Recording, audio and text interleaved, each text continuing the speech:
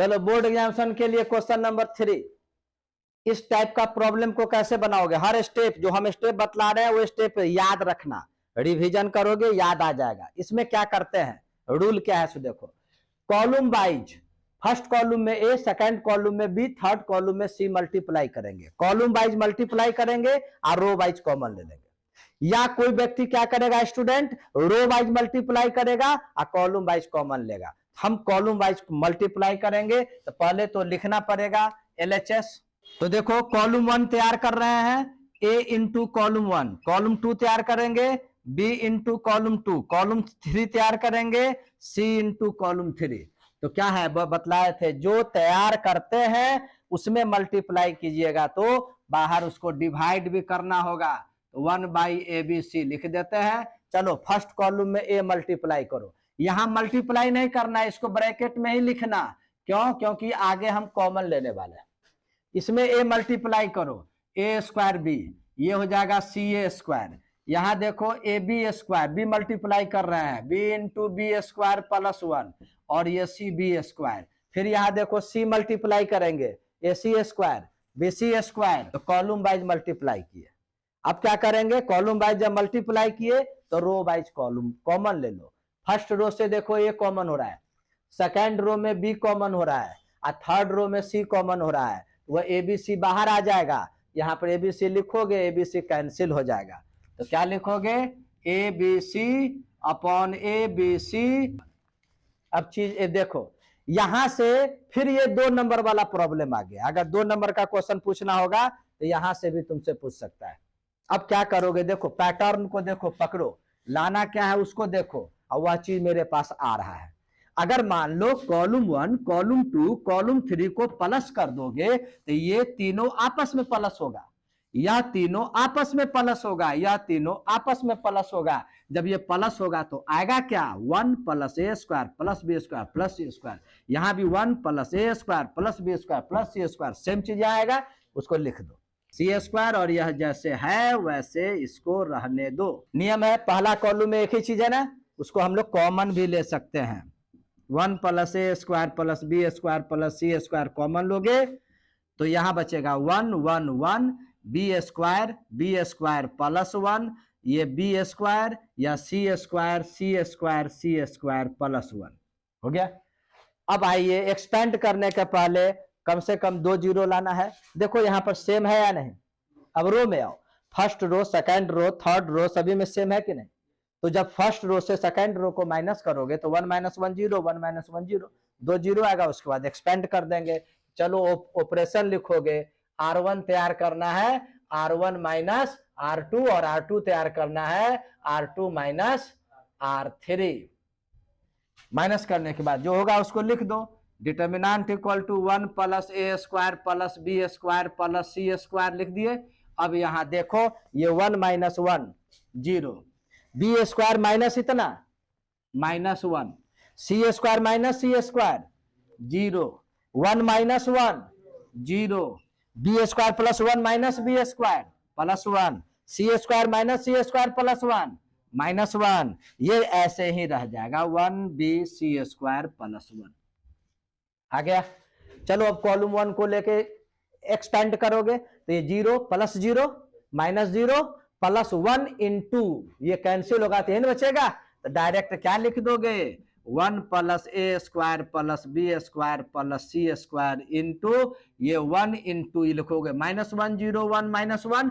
इसको अगर second order का डिटर्मिनेंट है पहले ऐसे मल्टीप्लाई होता है तो माइनस माइनस प्लस 1 और -0 यानी 1। इस प्रकार से यह आ गया 1 प्लस ए square plus B square plus सी स्क्वायर प्रूव्ड।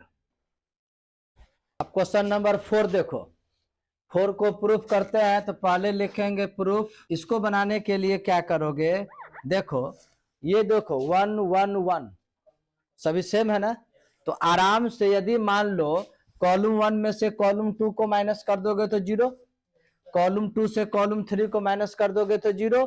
तो ऑपरेशन क्या होगा, कॉलम 1 तैयार करेंगे कॉलम 1 माइनस कॉलम 2, कॉलम 2 तैयार करेंगे कॉलम 2 माइनस कॉलम 3। तो क्या मिलेगा, देखो ये 1 में से ये 1 माइनस हुआ, ए में से बी माइनस करोगे, ए क्यूब माइनस बी क्यूब हो जाएगा क्लियर, ये 1 माइनस 1 0, ये b माइनस सी और B cube minus C cube, और ये 1 सी क्यूब हो गया। अब गौर करोगे, यहां देखते होगे कि एक ही रो में दो दो जीरो आ गया, तो इसको एक्सपेंड कर देंगे। अभी एक्सपेंड कर देंगे ना, सेकेंड ऑर्डर में कन्वर्ट हो जाएगा, तो ज्यादा इजी होगा तुमको। तो डिटर्मिनेंट इक्वल टू, देखो ये plus 0 minus 0 plus 1 into, direct लिखते हैं 1 इंटू, क्या क्या लिखोगे, ये इसके लिए ये कैंसिल और ये कॉलम कैंसिल, तो बचेगा हम लोगों को a minus B, A cube minus B cube, और b minus C, B cube minus C cube. Second order में कर दिए। अब इसको सॉल्व करोगे, देखो A cube minus B cube का फॉर्मूला तुम पढ़े होगे। A cube minus B cube का फॉर्मूला क्या होता है, A cube minus B cube का formula A minus B into A square plus A B और प्लस बी स्क्वायर, ये फॉर्मूला होता है। इस फॉर्मूला का अगर इस्तेमाल किया जाए तो यहाँ पर एक फैक्टर ए क्या आ जाएगा, ए माइनस बी, यहाँ भी फैक्टर आ जाएगा बी माइनस सी। तो ए माइनस बी इसमें से कॉमन ले सकते हो और बी माइनस सी इसमें से कॉमन ले लेंगे, तो क्या लिखोगे यहाँ पर, ए माइनस बी और बी माइनस सी जब कॉमन ले लेंगे तो यहाँ बचेगा 1, और यहाँ ये पार्ट बचेगा a square plus A b plus B square, और यहाँ 1, यहाँ बचेगा b square plus b c plus सी स्क्वायर।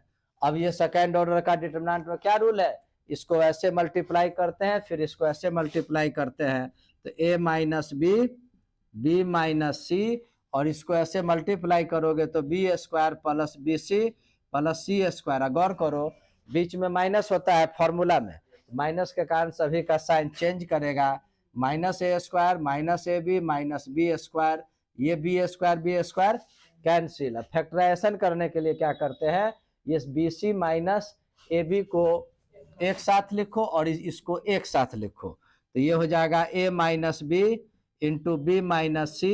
ये देखो यहाँ C square minus A square है ना, तो इसको C plus A into C minus A लिख देंगे। इन दोनों में से बी कॉमन लोगे प्लस बी, तो सी माइनस ए आ जाएगा।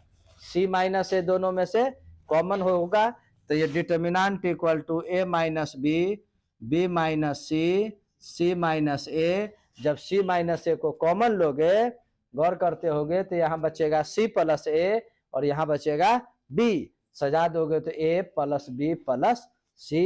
इस प्रकार से ये प्रूफ होता है। क्लियर। एक क्वेश्चन नंबर 4 भी काफी बोर्ड मॉडल है, इंपॉर्टेंट।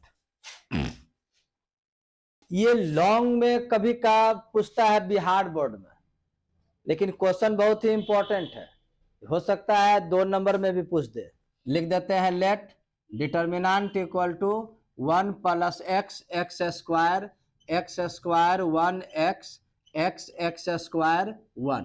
अब इसको कैसे सॉल्व करोगे, ये रो 3 में x है, रो 1 में अगर x मल्टीप्लाई करके माइनस करोगे तो 0 आ जाएगा, और रो 1 में फिर एक्स स्क्वायर मल्टीप्लाई करके रो 2 से माइनस करोगे तो 0 आ जाएगा। तो ऑपरेशन लिखते हैं, R3 तैयार करते हैं, R3 minus x into R1, और R2 तैयार करते हैं, R2 minus x square into R1। तो देखो जो तैयार कर रहे हैं उसमें मल्टीप्लाई नहीं कर रहे हैं, इसलिए बाहर डिवाइड नहीं होगा। तो क्या मिलेगा हम लोगों को, R2 और R3 तैयार कर रहे हैं, तो R1 जैसे है वैसे ही रह जाएगा।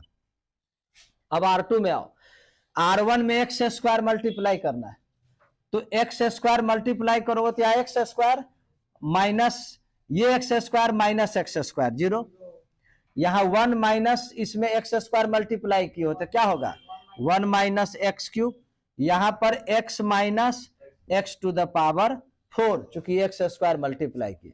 यहाँ देखो x माइनस, अब इसमें x मल्टीप्लाई किए हैं, तो ये x माइनस एक्स 0, यहाँ भी x मल्टीप्लाई किए तो यहाँ पर क्या आ गया 0, और यहाँ पर भी x मल्टीप्लाई किए तो 1 माइनस एक्स क्यूब।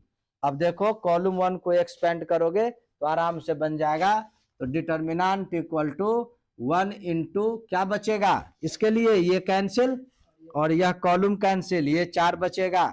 इस चारों को लिख दोगे 1 minus x cube, x common लोगे तो 1 माइनस एक्स क्यूब, और यहाँ 0 और ये 1 माइनस एक्स क्यूब, ये हो गया।